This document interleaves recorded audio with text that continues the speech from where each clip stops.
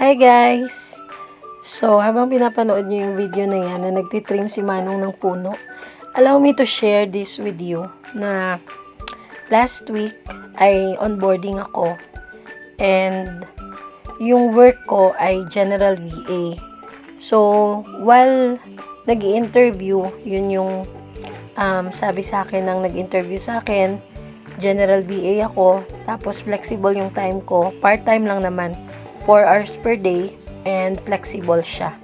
Kaya lang, habang na nagtitraining na ako, onboarding na ako, ay gusto ng boss namin na mag-cold calling ako. So, ako naman, confident naman ako kasi palagi naman ako nagsasalita, parati naman akong nag-share, especially ng Word of God, sa ibang tao. So, parang confident ako na sige nga, itry ko yung cold calling kasi baka mas ako doon, mas efficient ako doon.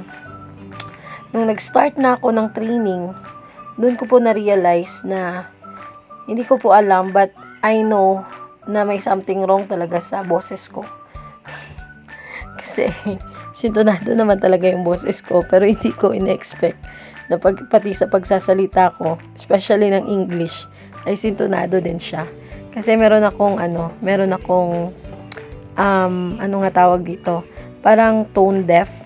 Yung akala mo ang ganda-ganda ng boses mo, yun pala, hindi siya okay. Parang nagpo-prolong yung mga words na sinasabi ko. Especially kapag English siya at ina-express ko yung sarili ko. So, to make the long story short, grateful pa rin ako kasi nalaman ko na yun pala yung isa sa mga bagay na kailangan kong i-develop. Kaya right now, pinupush ko na talaga yung pagbablog at pagbo-voice over. Kasi sa mga susunod na araw, titingnan ko kung nagbago na ba ang boses ko. God bless everyone!